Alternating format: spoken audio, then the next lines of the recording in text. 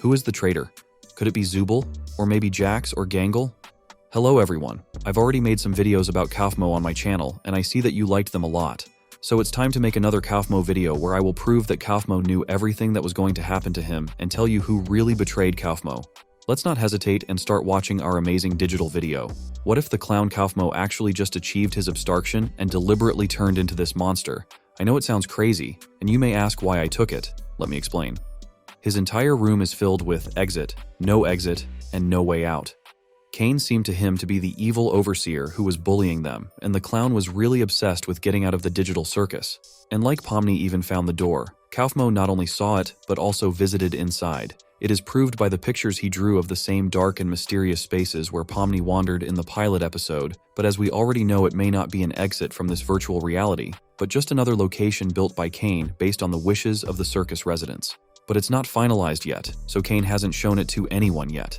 This location is not yet finished and glitchy, which only once again made Kaufmo realize that there is no way out of the circus.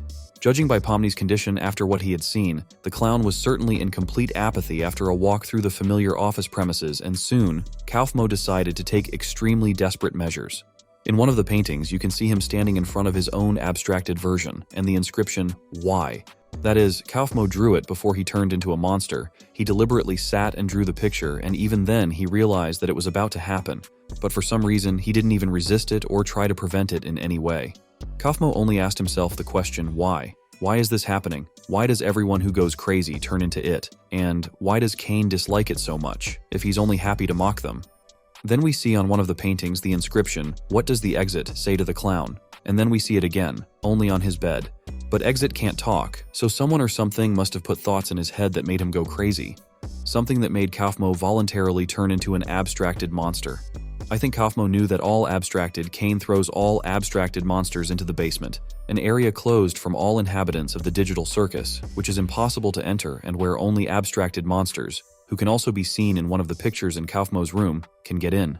So maybe it is there in the basement, and not behind the spaces inside the mysterious door. What if abstracted is the way to the exit? Based on all this, it turns out as follows. Having the last hope to get out of the amazing Digital Circus, Kaufmo decided to take a desperate step for a chance to get into the basement, the only area he hasn't explored yet, and where the real exit from the circus might be.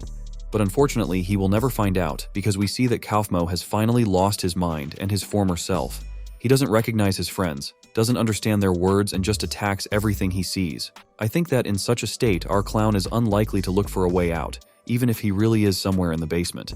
But who could make Kaufmo turn himself into an abstracted monster? You will get the answer to this question very soon, but before that, write in the comments your version of who actually put this terrible idea into Kaufmo's head.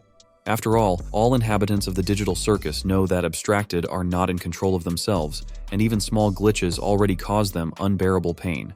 Even in a completely sick head could not arise the idea that the complete deprivation of reason will allow him to get out.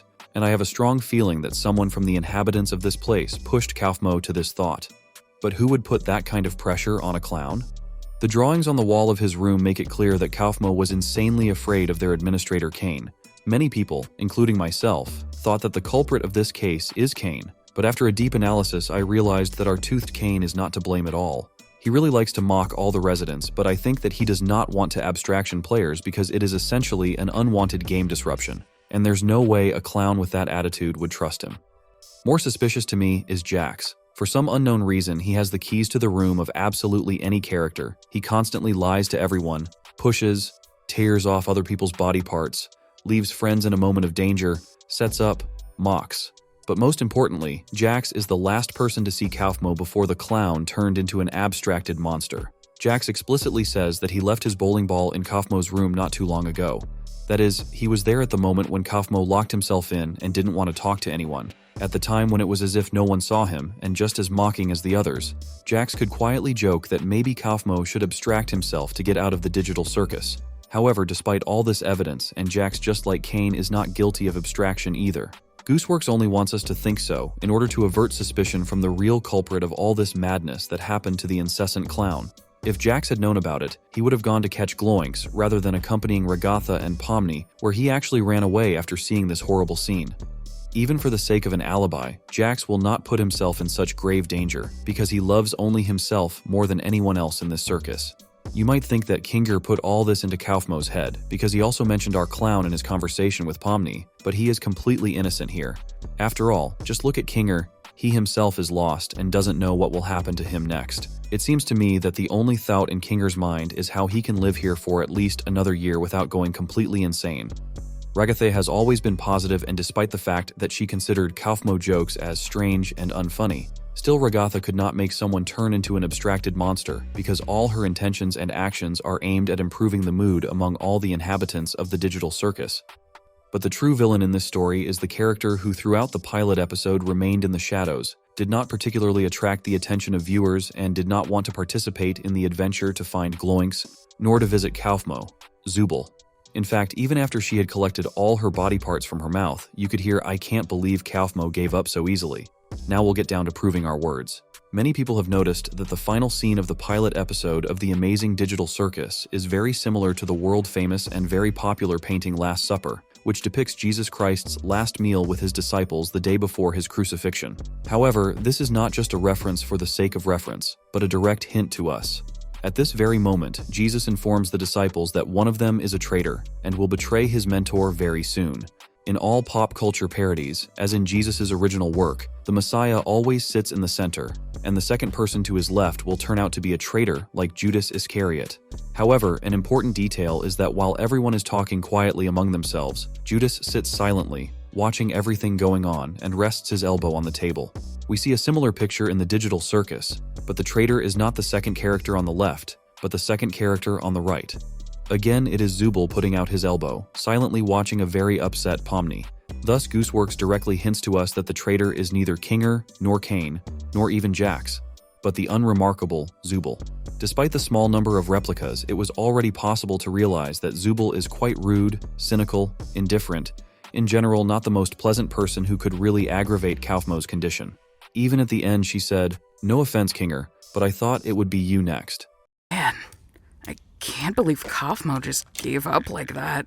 I mean, no offense, Kinger, but I always thought you would be next. Thank you. Seeing her friend's psychological problems, she just presses on the sore point, not caring how it may affect him in the future. It is also important that Zubul is Kaufmo's roommate, because her room is just a few steps away from our clown's room. In this case, no one would even know that Zubul could come to Kaufmo's room, and given her character, she could cynically suggest to the clown that he just abstract himself, which was the last step to make Kaufmo finally decide to do it. But if Zubul is indeed a traitor, then Pomni, in this case, represents Jesus Christ. Even on the official concept art, Pomni is depicted as Jesus crucified on a cross. It's also important to note that she healed her own hand from glitches without Cain's help, just as Jesus healed himself and others. If you read Tumblr Gooseworx, you'll realize that the creator is directly saying that the Digital Circus is literally a cartoon purgatory, so the reference to the Last Supper is not a coincidence at all, but an important plot component in which Pomni is the Messiah who has arrived in this amazing Digital Circus to save all the other characters. But save them from who or what? Or maybe Pomni's purpose is much bigger than just saving everyone else. And that's it. I hope you enjoyed this video, and now it's time to wish you success and good luck and say see you in the new videos that will appear every 2 days.